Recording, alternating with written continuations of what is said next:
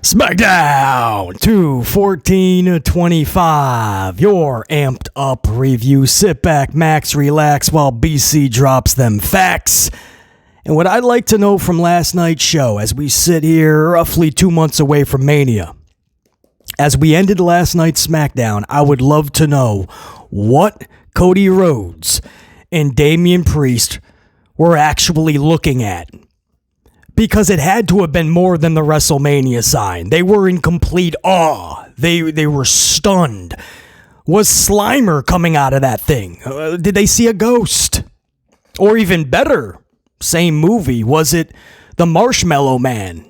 Remember the Marshmallow guy in the Ghostbusters series? Did he just pop out of the sign? Was it the Mario, Flying Mario? What was that? Super Mario 3, I believe. Mario grew a tail and Mario could fly. Did he fly his ass right out of the WrestleMania sign? Is that what Cody and Damien were looking at last night? All I could think about when they were over embellishing their acting, right? I'll be generous. All I could think was the 1989 film Honey, I Shrunk the Kids, when Rick Moranis' character, Zelensky, accidentally shrunk his kids, right? He's a mad scientist, and he accidentally shrunk his own kids and their friends. So they're in the backyard the whole movie, trying to survive, right? I mean, they're fighting giant ants. They're trying to survive a tsunami, which is the sprinkler system in the backyard. People just walking in the backyard. The whole movie, the kids and the friends are looking up like, what's next? What is that? Right? It's a giant ant or a huge bumblebee is coming at them, right? And they're tiny in the backyard. Zelensky's trying to find them the whole movie, right? The dad. So here you have Damien and Cody, and they're looking up like they're just waiting for Zelensky to come around, right? Dad, we're down here. That's all I could think of. But you want to know the sad part? There was a moment where I saw there was like less than a minute left in this show, and I was like, just end it just like that. All the bad acting, the over-embellishing of the situation. Do all of it. That's fine. But what you cannot do, because if you give Hunter enough time, he will make the situation worse, and he'll have them show mutual respect. He'll actually have them shake hands. So you go from, what? Dude, this could be a reality, to all of a sudden, okay, let's see who the better man is. This is going to be fun. Friend versus friend. We'll make a friendship cake. We'll have streamers, confetti, some balloons. Invite all our friends for this athletic competition at WrestleMania. There's no intrigue in that. There's no fun in that. Do not have them shake hands. And don't worry, you're not actually going to get Damien versus Cody at Mania, guys. This is the type of booking that is just to remind you that Damien is still around, right? He's in the equation. But in no way is Damien. Then again, it is Hunter Hearst Helmsley's booking, and that is so it is so ludicrous that maybe I shouldn't say, we'll give it a Clorox wipe. 99.99% sure you are not getting Damien at Mania against Cody. Not with all the options still on the table. But you still want whatever suspense you're trying to give off, right? The question mark. Whoa, what if it's Damien and Cody? Just leave it like that. There's less than a minute. Show the stupid credits, because Hunter Helmsley, right, wants the spotlight with Lee Fitting. They want you to know that they're behind the curtain pulling the strings. They're the ones producing the show. Pop up the credits and let's just go off the air with them staring at each other stupidly and staring at the WrestleMania sign obnoxiously. But no, Hunter just couldn't help himself. The credits pop up. There it is. Paul Levesque, Lee Fitting. And then they shake hands in mutual respect. And they smile. Yeah, man, this is going to be awesome. If it's me, we're friends. It's going to be a friendship mania again. And they shook hands. Why is that needed all the time? That's all Hunter does, is just shake hands and that's it. Everybody's now going to want to see this because it's two buddies. They're going to collide. Bayley beats Valkyrie on Monday. Why did Bayley need to defeat your IC champion, first of all? Why? That's your IC title holder. Middle of the show, flat on her back looking up at the lights. Nothing to do with the title. Bayley's just trying to get into the chamber, I believe. And then she pulls Valkyria up post-match and shakes her hand and then starts pointing at her like, you're going to be something special, kid. Keep going. You're going to be something in this business, right? She gives her a little pep talk after the match. Bro, the problem with that is Val is already your IC title holder. You can't little bro her anymore or little sister her. If that's the case, you should have never put the title on her. If you're just still going to have people like Bayley just little sister her and beat her flat on her back looking up at the lights in the middle of a show, you can't book Val with the title then. She looked like a goofball.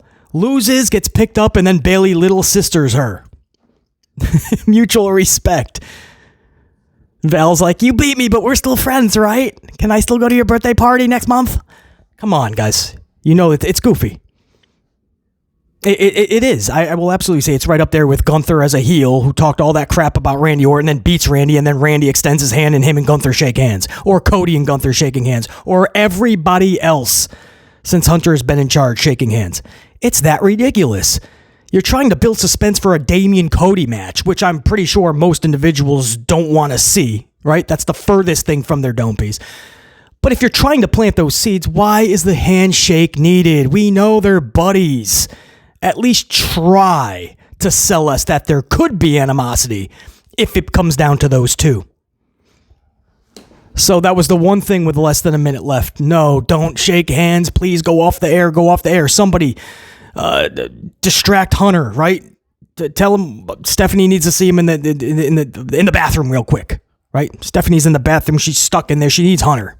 Get the sledgehammer, Hunter. Somebody, there's 30 seconds of the show. If Hunter is watching his own production, he's gonna make him shake hands.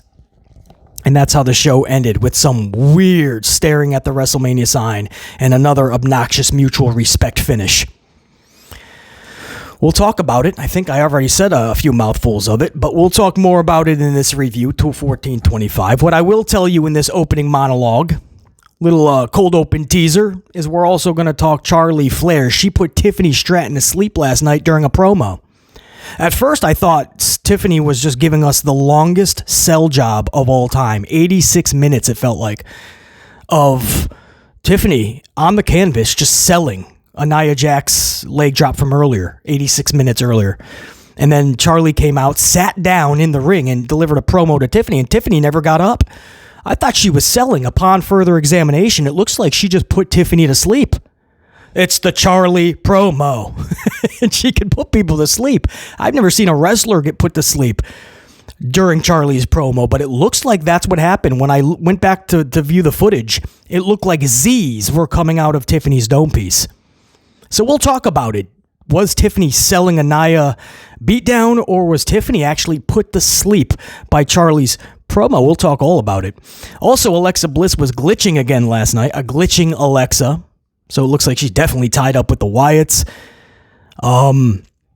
We'll discuss, if I have time. That wasn't in my initial notes because that was just a quick backstage segment. If we have time, I would like to spend a few minutes on my feelings on this whole Alexa Wyatt thing. But she was glitching. I would love to see her just be a straight out Megan character. You ever see the movie Megan? Just make Alexa the Megan character. Megan is fun, freaky, and badass. You do not screw with Megan. So if Alexa is already glitching, you make her more of a Megan character. And whether she's attached to the Wyatts or not, Alexa is fun, freaky, and badass. Megan Bliss.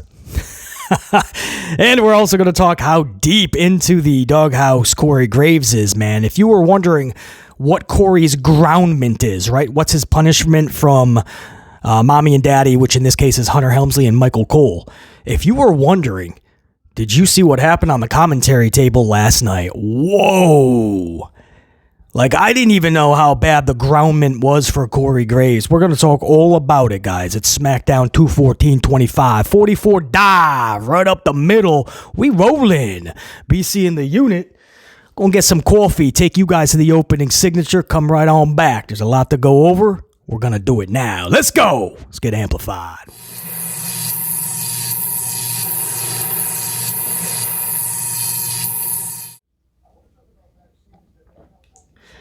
So the big question going into last night's show, 214-25 SmackDown, was who was going to replace Joe Tessitore. Of course, Joe Tess had a prior obligation with ESPN, a big boxing event that they were holding. And Joe Tess, just like Pat McAfee, they have this unique deal where anything on ESPN or anything more in the public eye than WWE, that takes precedent. And that's part of the problem why individuals like Corey Graves have a problem with that, because they feel like they're doing the day in, day out operations. They're doing the show by show obligations. And then they just waltz in when their schedule allows and grabs the top positions and those top spots. So that kind of ties into last night, right? Somebody has to replace Joe Tess. If this was a few weeks ago, it would have obviously been Corey Graves. We know that because he was already in that position. Before Tess got hired, he took Corey's place as the play-by-play guy. Corey was removed from color commentary and put on play-by-play. So this was obviously going to be Corey Graves' spot last night. But of course, a few weeks ago, he was bumped to NXT. He did not like that, expressed that, and he was immediately put into the doghouse. He was punished by Michael Cole and Hunter Helmsley. We already knew that. Once you saw the post get taken down, you knew that was from Mommy and Daddy. That was from Hunter Helmsley and Michael Cole. You take them down now. And then when we saw Cole next on NXT, remember what Cole said right from the jump? Cole's like, "This is exactly where I want to be." I'm like, whoa. They said, "You're going to say this or you're out of a job." After literally telling the world that's the last place he wants to be, basically. He feels he was slighted and all the work that he put in, and he gets bumped to NXT. And then here we are a week later, and he's like, "This is exactly where I want to be." You knew, man. The post that we're taking down, saying something like that, you knew. I mean, this was a huge punishment. This was a groundment, and it wasn't just like for a weekend or even a week. This is one of those like you did something, your parents just laid down the sledgehammer. You are grounded for 3 months, buddy. Because Corey Graves did not replace Joe Tess last night. It was Vic Joseph. Could you imagine? It wasn't even like Cole said, "All right, I'm take off the gloves for a Friday night. I'll do this." It was Vic Joseph, who of course is who Corey is side by side on NXT, and Corey was already in Joe Tess's position, so of course it would have been Graves. They chose Vic Joseph. This is not just punishment or groundment. This is also with the ass whoopings, right? When you were younger, you can't do it anymore these days, but when we were younger, you did something wrong. Pops was taking out the leather belt, and you were getting a whooping. And then you were put into the corner for hours. And then you were grounded for weeks. You got the triple whooping. The triple groundment. This is basically something like, I mean, they're making sure that he gets the whooping in every single way. Vic Joseph replaces Joe Tess for last night. So anyway, I had to take a few minutes on that, guys, because there's a bigger story at play, obviously. How bad is this punishment? How pissed off is Michael Cole and Hunter Helmsley at Corey Graves last night is another tall tale sign of just how bad it is with Corey Graves in WWE right now. So that was interesting. That was your commentary team last night. Vic Joseph from NXT, Wade Barrett. Then we went into the official opening segment of the night. This was going to be Cody Rhodes, an in-ring promo. He polls the crowd on who he should face at WrestleMania. I'm pretty sure Helmsley still, most likely, has no clue, by the way. So that's probably why he had him go out there and poll everybody. Let's just see. Hunter's like, not that I'm going to listen, but I just want to see who people are more in favor. Are they more in favor of Punk or Cena? Which, by the way, it sounded pretty split last night. But last minute, Helmsley will probably play eeny, meeny, miny, mo and come up with a conclusion. But it would be Drew McIntyre to come out and interrupt Cody's promo. This is where it gets kind of interesting. We know Drew McIntyre, I hate the word deserves in pro wrestling, but Drew McIntyre deserves so much, right? I mean, he can carry storylines. He's gotten so good on the mic. He plays the heel so good. But Drew and Cody at Mania, that there's just no way. So it's like, it's an interesting dynamic. It's like we want so much for Drew, but we also know that he's not booked in that role, unfortunately, right now. We don't have that feeling. So Drew is out there, and he's talking about how he's not happy that Cody glazed over his name. You know, like, is it CM Punk? Is it John Cena? Oh, no, there's also Drew McIntyre. But what about Logan Paul? So Drew's like, dude, what are you're basically just like casting me to the wayside. So he's pissed off that his name is glazed over, you know, Cena, Punk. Jacob Fatu would then come to the ring and interrupt, but Drew would get in the way of Fatu trying to talk to Cody. And instead, Drew had some words for Fatu. So Fatu, or was it Fatu first? I think Fatu said some words to Drew. And Drew was just like, dude, I already got my chamber qualifier spot. I'm already in the chamber. So, Cody, I think he wants to talk to you, and he leaves Cody in there with just Fatu and Tama Tonka Truck. So, Drew takes off. Drew's like, I ain't going to be no tweener, dude. I'm not here to get any fan applause or to be Cody's buddy or to show mutual respect and shake your hand. I'm out. I got what I need. I'm winning the chamber. Which, again, I don't expect to be happening.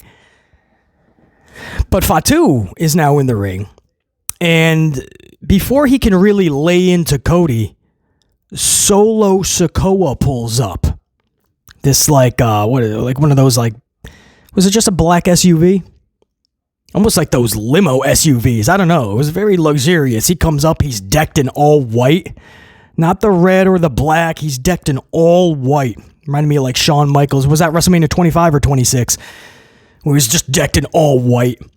So Solo's decked in all white, gets out of this black SUV. And Fatu and Tama Tonka Truck are pissed off. They want to talk to Solo more than they want to settle business with Cody. So they hightail it to the back in search of Solo. And that's honestly how segment 1 ended. So if you didn't see the show, you're probably like, wow, that was anticlimactic. Yes, the first 25 minutes of the show, when you think about it, nothing actually got... I mean, Cody pulls the audience on who he should face at Mania. Drew comes out, has some words. Fatu comes out. Solo comes out, or at least arrives. And then I don't know why I didn't mind it in real time, but now thinking back on it and talking about it, this was very anticlimactic, wasn't it? I think because, I don't know, everybody played their role correctly. So even though such a trash segment, booking-wise, creatively, I think everybody just played their role good, man. Fatu and really like storming off to see Solo. So, yeah, man, this is one of those things where in real time, I didn't mind it. Thinking back on it, we probably could have spent that 25 minutes way better. Another problem is, you know, it just feels like too many mid-carders are taking just too much top spot time. No matter how you look at Jey Uso, the problem is a lot of people do just look at him as a tag team guy. He doesn't do anything. You get away from the yeet and the dancing, he's just Jey Uso. He's a mid-carder to a lot of fans. Solo Sikoa, guys, whether you want to believe it or not, Solo... Or whether you want to, is believe the right word? Whether you want to accept it or not, there you go. A shit ton of fans just don't look at Solo as a main eventer, taking on Roman or Cody. He should be in the mid-card, taking on probably somebody like LA Knight. LA probably should have never lost the title to Shinsuke. Should have still had it. And you probably could have had something fun with Solo, LA, US title, maybe even Mania, with a proper storyline. But Solo is mid-card status, guys. Look at his NXT run. He did not do anything over the top, steal the spotlight from NXT, and then get the call up deservingly. He got it prematurely because they needed that role to be filled for the Bloodline and Roman Reigns. You guys know that's the truth. And so for a long time, like we always do with the Muscle, right? Whether it's China for DX or Sid Justice, Sid Vicious for Shawn Michaels, or Diesel, Kevin Nash for Shawn Michaels, or just the Muscle, right? We always think that's an interesting dynamic, interesting character. And we always want to see them kind of turn on the person they're supposedly protecting or whatnot. So in this case, you know, Solo, there was a mystique behind that. Oh man, when Solo breaks off on his own. But we quickly understood that it just doesn't work. Solo just has so much more to progress before he can progress to that spot. So that's just BC dropping facts, guys, that I know a lot of us don't want to actually say, because a lot of us do like Solo. So we don't want to be that bluntly just honest. But it's the truth. He's a mid-carder, and that's how it feels. And Damien's in the same position. Damien finishes the night last night. We already talked about it in the cold open. We'll talk about it later. Damien Priest, to a lot of fans, is a mid-carder, guys. We already saw him with the world title. We saw him in main events, and it didn't move a needle. And in fact, unfortunately, the show's actually lost viewership. And his segments dropped in viewership. That tells you that a lot of fans don't want to see the Damien Priest, the Jey Usos, and the Solo Sikoas in that spot. So that's just an honest conversation that needs to be had, and I think that's the right time to do it. So Solo pulling up and being the big dude to get out of the SUV, you could hear the crowd when the SUV came up. Everyone was like, oh, who is it? And then all of a sudden Solo gets out, and they're like, oh. That's what I mean about larger than life, and people that belong should be in that spot because they should be in that spot. But that's the first segment, guys. I don't know. I'm kind of in real time. I thought everybody played it off good. Thinking back on it, the creativity behind it there was none. This was pretty much a waste of 25 minutes. Go to the first matchup of the night. This was Naomi defeating Chelsea Green via split-legged moonsault pinfall. Naomi, this was an EC qualifier, so Naomi is going to the chamber. I totally get it when you put Naomi in this position and she is a champion, you can't have her lose. She's a champion. I don't care if it's tag team or not. She's a champ, man. You can't have Naomi in a match, and I hate when champions are losing matchups, man. Nonsensically. So I totally get it. Naomi wins this. And I always love seeing Naomi get that shine. You guys know that. On the flip side, you had another champion and an actual singles champion. Chelsea Green, whether you remember this or not. I know, I had to think too. She's your US champion, guys. Just like Valkyria on Monday, dropping this weird matchup to Bayley and then being little sistered afterward. You're going to be something special one day. Keep your head up. We know Bayley. She's got the title. Even though Hunter's not booking her like she does.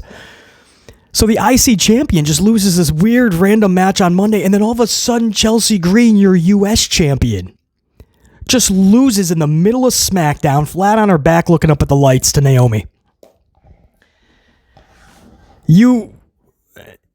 Watching a US champion lose clean middle of a show like that is just unacceptable. It's not. So booking Naomi and Chelsea is it's negligent booking. Literally, it's just one of your champions has to lose. You don't want Naomi lose. There's no way under the sun on this planet on green grass that you can have Chelsea Green lose that match. Because guys, when it comes time for somebody to actually take the title from her, subconsciously it is being lessened and devalued every single time we see her lose. It's less meaningful. It's less impactful. It's just Chelsea losing another match.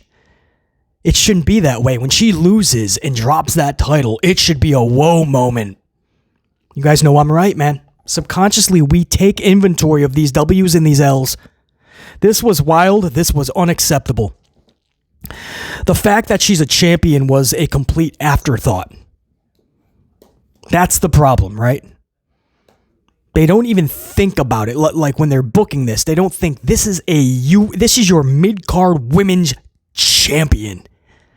Let's just have her lose. Just go in there. Split leg moonsault. Look up at the lights for 10 seconds.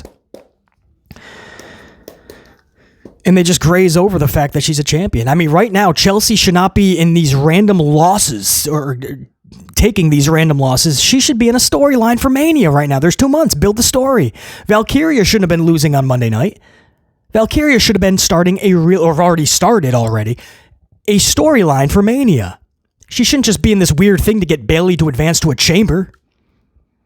Your champion should be involved in storylines. What is Shinsuke doing? Shinsuke is lurking around in the back, trying to eavesdrop on everybody's conversation. What is Braun Breaker doing the last several months since she's gotten that title back? What has Braun done? Since he has gotten that title back, he just walks around backstage and he stares at everybody. And he just walks up to him and he's like, don't forget, I'm Braun. I have a title and I work here. And then he walks off. I don't know what Braun Breaker is doing. I don't know what Shinsuke is doing. I don't know why Val in Chelsea are losing these type of matches with their titles. It's like when you win a championship in WWE, it is a detriment. It's almost like you should not want the title, because Hunter will find a way to book you even worse. Next up was the announcement of Michelle McCool going into the Hall of Fame. A lot of fan backlash when this was announced.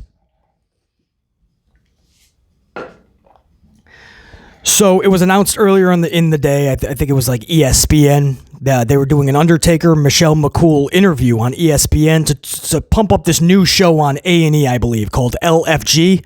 Let's fucking go. I think it's LFG. But anyway, they were there to promote Undertaker and his wife, Michelle McCool. And Hunter pops up on the screen and surprises Michelle McCool with a Hall of Fame announcement. So just to get back at the Undertaker, he said, because Taker and Michaels surprised him, so now he wants to pay it back. He wanted to pull one over on Undertaker and McCool and surprise. So now the Hall of Fame is just their own little joke now. It's just all the buddies. I mean, they are living large. They're all making so much money. It's not even about like fans anymore or just anything making. It's just now it's just about like ribbing each other and just trying to one up one another. It's just so random. So you want to believe that Hunter is working hard, sun up to sundown and then some, on the Mania card, on last night's SmackDown, on Monday's Raw, like nonstop, 24/7. Hunter is to the grind, right? As Fatu says, all gas, no brakes. But instead, Hunter's just doing everything else. The commercials, the voiceovers, are you ready? All of it. He spends the whole day Thursday at Linda McMahon's Senate hearing. He is literally crashing the Undertaker Michelle McCool interview just so he can get one back on Undertaker. I mean, and this is a dude, unlike Vince, who literally worked 24/7.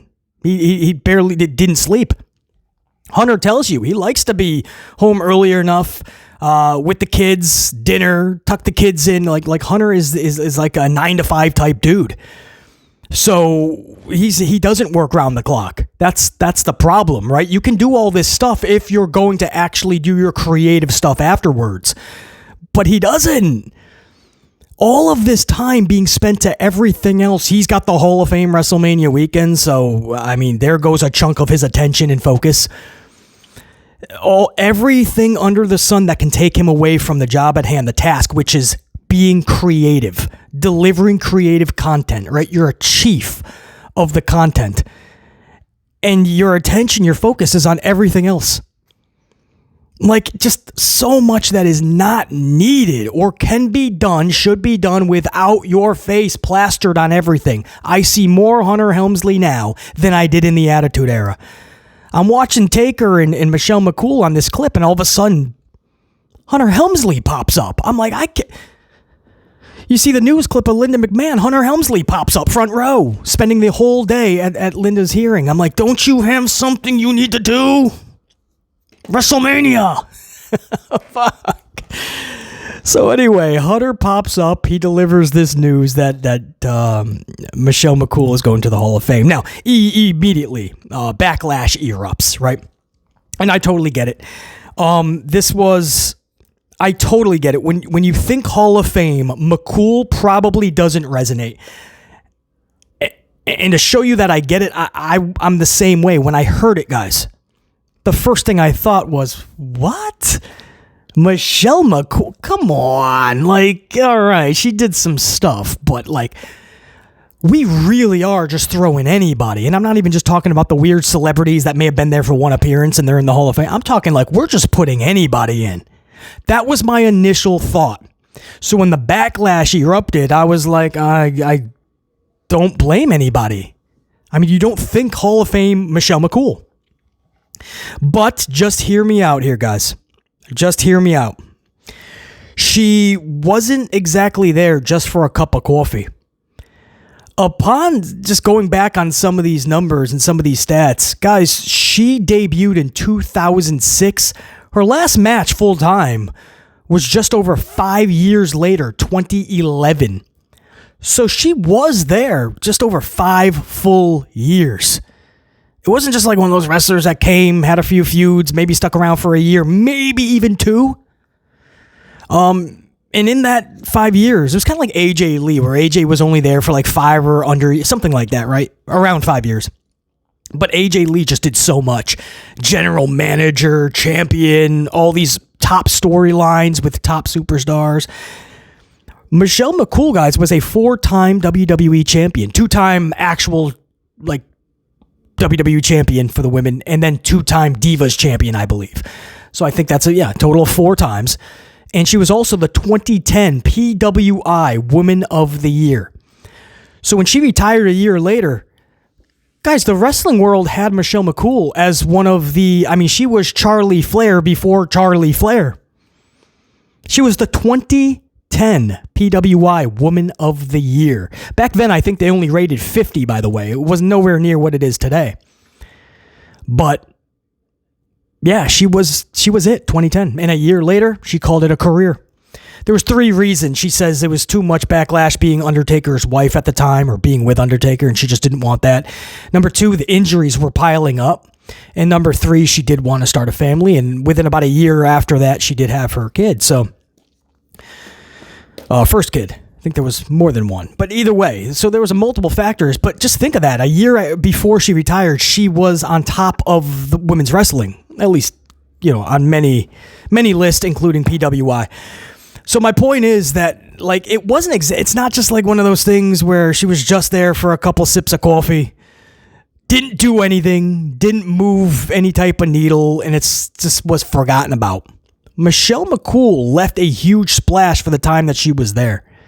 So I just wanted to play that advocate on both sides. You know what I mean? Just because I was the same way. It just didn't click. I'm like, really, dude? We're just throwing Michelle in there? But the more you think about it, it's kind of like, nah, she left her mark, dude. Now, I will meet you in the middle and say, like, she's on that line, right? I'm totally fine with that. Like, if she didn't go in for another 10 to 15 years, would anybody be screaming, Michelle's got to get in there, like Chyna in an individual? Right? Because to this day, people think just Chyna by herself should have been in there. Many others. I don't think too many people are going to be screaming out from a mountaintop, Michelle needs to be in there. But I also don't think that, as time goes on, too many people are going to be just screaming, how is Michelle in there? I don't think it's going to be that scenario. I think it's on the line. Could she not go in, at least for a long time? Absolutely. I wouldn't have an issue with it. If she goes in, is that going to be the worst thing ever? Is that what we're going to, is that the hill that everybody wants to die on? I don't think so, man. I think that's one of those names that's on the line. I think she just did enough to squeak in if they want to put her in. And they did. Would she be in right now if she was not Taker's wife? That is absolutely not the case. Hunter told you that. He literally started the announcement off by going over what Taker and Michaels did to him. And he said, so it was only fitting that now I pay it right back. So, of course, Hunter told you this is being done because Taker. But he did say, there's a body of work that she did that makes her deserving of it as well. But the reason she's going in is because Taker and Michaels pulled one over on Helmsley. And this is one hand washes the other. They're all good buddies, and they're all going to make sure that they're all getting their accolades. They're all going to give each other the spotlight. But I don't want to just, at first I was kind of like, Michelle McCool. But then I'm like, you know what? I always like to give these individuals, when they get the highest of accolades, I want to make sure that they are appreciated. They did bust their asses. There are some names when you hear them and you're like, no, come on, stop. Just stop. And it's so stupid you can't even talk about it. Michelle's not one of those names. So I don't know how you guys know. There's a lot of backlash. And even hearing BC's words, you're like, I hear you, BC, but no, bruh. The Hall of Fame should be reserved for the top of the top. But let's be honest. Hasn't that been destroyed years ago? There's so many names in that Hall of Fame that made you roll your eyes back. I don't think Michelle McCool is the worst of the worst.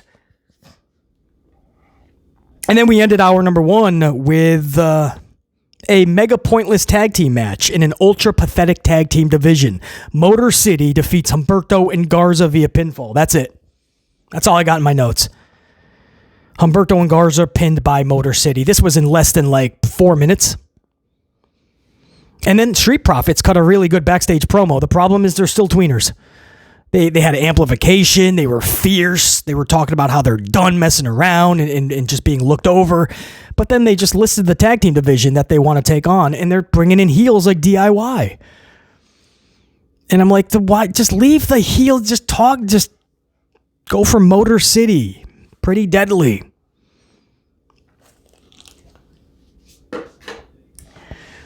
Hour number 2, Miz versus LA Knight. Winner gets a shot at Shinsuke's U.S. Championship. This match was actually set up well. I know. If you didn't see the show, you're like, oh boy, LA Knight and Miz, really? Guys, they had a 10-minute back and forth promo.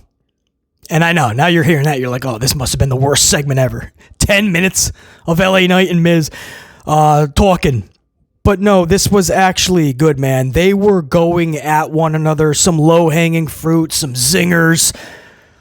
LA talking about how Miz has been here for so long, has gotten all the accomplishments that he always brags about and makes sure that everybody knows about.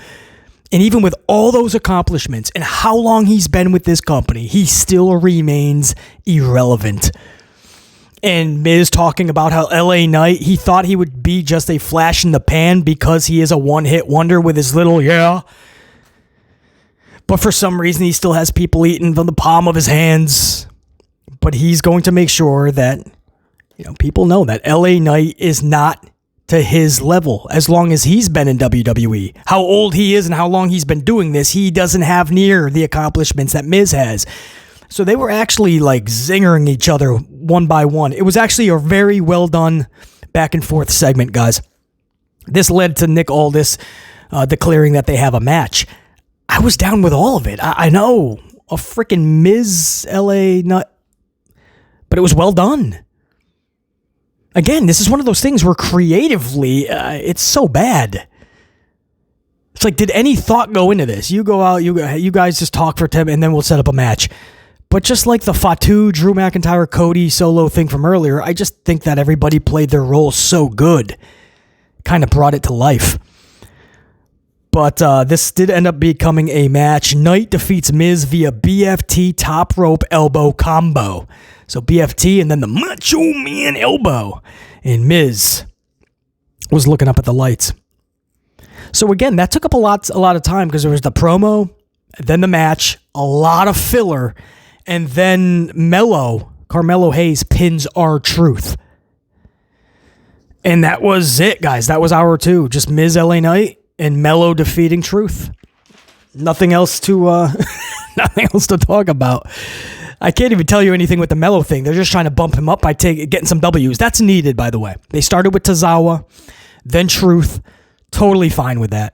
They're taking their residential jobbers, Tozawa, Truth. It's going to be interesting to see who's next week. Maybe Butch, or is he on Raw? I think he's Monday Night Raw. Well, they might, just Adam Pearce send Butch over, take a quick L to Melo. I'm fine if Melo, they just give him some straight jobber matches. Brooklyn Brawler, Barry Horowitz, like back in the day, Local dude from the bingo hall. And have Melo rack up W's. Eventually, he's going to have a good storyline, or else nobody's going to care about these W's. But it's good to see the dude on track. It's good to see him in the ring with dudes that are not so much bigger, because he's a tiny individual. So you put him in there with the Randy Ortons and such, it's not believable. But you put him in there with Tozawa, Truth, and he's getting these W's. This is how you can kind of build on him.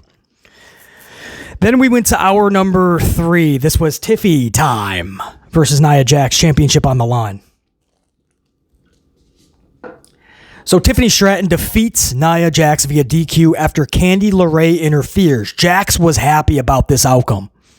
And the two then attack Stratton post-match. I'm thinking, what are you happy about? This was your championship match. You went into the Rumble and you lost, and somehow you still got a match with Tiffany Stratton. And then you just squandered it because Candy got in the way and DQ'd you as if this was just a normal match with no title on the line. And Jax was thrilled. Yeah, I didn't get the title. And then they just beat up Tiffany Stratton. This was so weird, guys. That was your title shot. Trish Stratus then attempts the save, but also gets squashed by Jax. They're clearly setting up a Stratus appearance in Canada. So I don't know if you're just going to get this storyline, whatever it is, continuing, or you're going to get a tag match, LeRae and Jax versus Trish and Tiffany in Canada. But one way or the other, you're going to get Trish Stratus in Canada. That's what this set up. But again, Trish gets squashed by Jax as well. When the dust settles, Tiffany is laying in the ring just by herself. Charles Flair comes to the ring. She grabs a chair and she sits down next to Tiffany, who again is selling Nia Jax's beatdown. And this is where Charlie informs Tiffany that she has chose her and that championship for WrestleMania. The whole time I thought that Tiff was selling, right? It seemed like it was 86 minutes straight of Tiffany selling. She was not getting up, guys. And Charlie was very robotic. She was talking, Tiff, wake up. It's me, Charlie. Like, and just Tiffany was not getting up. I was like, dude, okay, you got beat up by Nia, but it wasn't that devastating. Like, I've never seen somebody sell this long with no referee or nobody checking on her. So it dawned on me. She put Tiffany to sleep. I think I saw Z's popping out of her dome piece. Charlie was so boring on that mic that Tiffany fell asleep on live television on the USA Network. 86 minutes, roughly. Tiffany, we thought, was selling, but she was snoozing. But she was told that I choose you for that championship. So there it is. It's official. It's exactly what we already knew. It looks like Charlie is going to get that championship, and Tiffany never really had her title reign.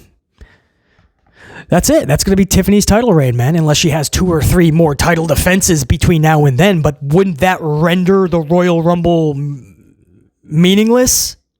Like, then why have the Rumble match when somebody earns a title match if everybody else on the roster is going to get a title match before you? I mean, Nia just lost the Rumble and then all of a sudden got a match.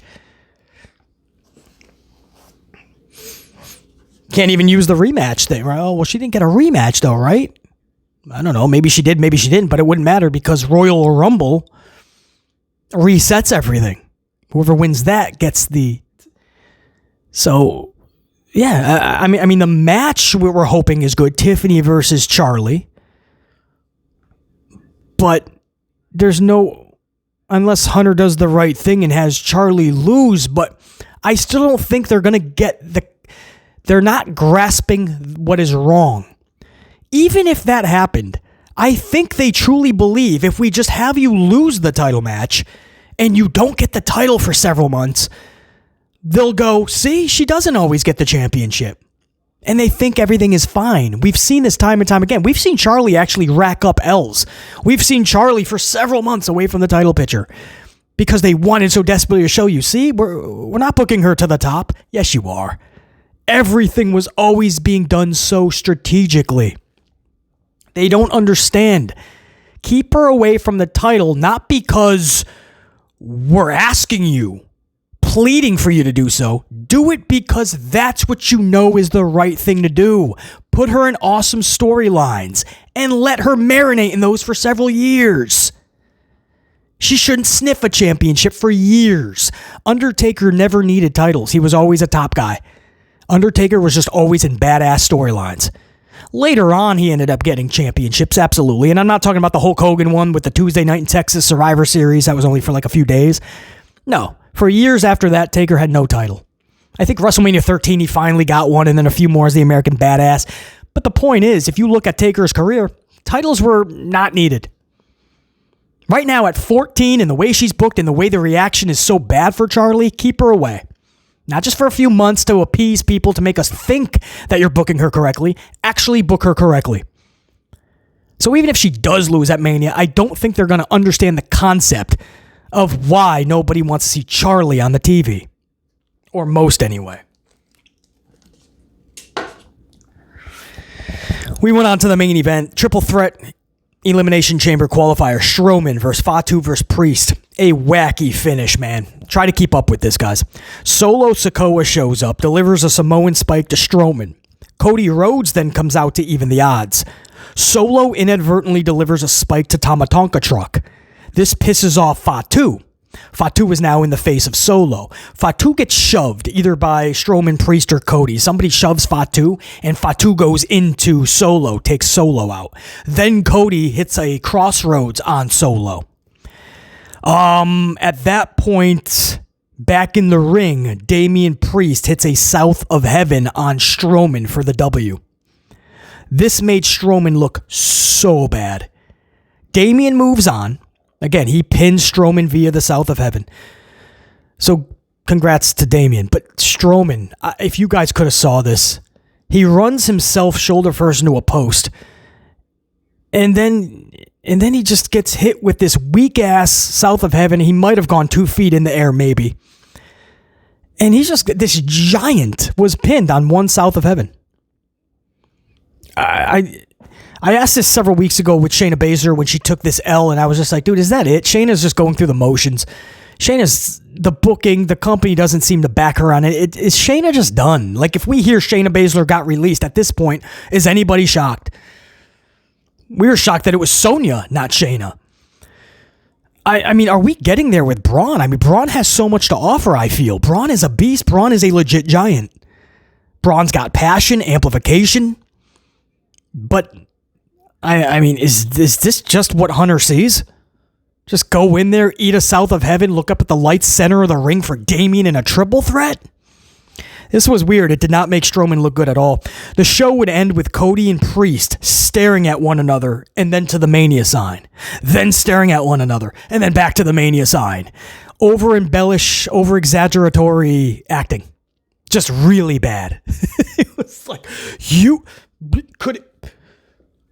Like they saw, like it was Stranger Things and they were going to the upside down, right? They were going to this whole new world, this new vortex. Like the WrestleMania sign was this new freaking, it was a vortex. It was a portal to something greater. Or the unknown. I'm like, it's just a WrestleMania sign, guys. What do you... But I was like, just end it like that then, because if this goes on too long, Hunter's going to tell the ref to scream in, hey, shake hands. Sure enough, there's Paul Levesque and Lee Fitting's names in the credits to tell you that they're the ones running the show. Thank you, we know. We don't need to see your names. Like this is a sitcom. And then sure enough, Cody and Damien shake hands. To let you know that even if it is us, there's no animosity, so you guys can't get too excited. It's just two friends having an athletic competition. An athletic contest between two buddies. That's the storyline. And we go off the air with mutual respect. That's what I got for you guys, man. SmackDown 2/14/25. Hopefully you guys were captivated by this review. Hopefully it was a lot of good insight, a lot of thought-provoking conversation, discussion. I'm not sure what this does for Chamber other than, of course, set some more names in. I told you guys on Monday, I told you all week, I would much rather them just do what they did with John Cena. Just announce names, man. These qualifying matches are so stupid. Just announce the damn names. Nick Aldis, pick your top 3. Adam Pearce, pick your top 3. And then you know what you do with all this TV time, guys? You build WrestleMania storylines. I feel that Elimination Chamber, just like Saturday night's main event did for Royal Rumble, I think the Chamber has now become a detriment to WrestleMania because it's clear Hunter cannot juggle everything at once. So in a small amount of time, you have Saturday night's main event, you have Royal Rumble, you have Elimination Chamber, you have Mania, you have another Saturday night's main event. And Hunter can't even, but he's too busy doing everything else. And it's not needed, right? Not in a good way. He's just like going into the Hall of Fame. He's telling other people to get back at The Undertaker that you're going into the Hall of Fame. He's doing all the commercials and the promotionals and the voiceovers, and he's showing up to Linda's hearing. And it's just, at some point, he's going to have to stop and go, okay, we're 2 months. We have to like buckle down on this. Hunter has to realize from here on out, all of the attention, all the focus, all of the work has to be on Mania and making it feel like Mania season and making this a 2-night worthy card for people to whip out their wallets and get Netflix or what is it, Peacock? Is it even on traditional pay-per-view if you don't have Peacock? I don't know. But make people like feel better about whipping that wallet out and giving you that card or putting money down. Because, man, Mania has moved to 2 nights, not just one. And they're having trouble booking 1 night of action. 1 night of matchups that we care about. That's the biggest issue. BC, this has been the SmackDown 214-25 review. Until next time, there will be that next time. 44 Dive, that's a wrap. BC saying check you. Salut! Go kick this weekend's ass, unit. Check you.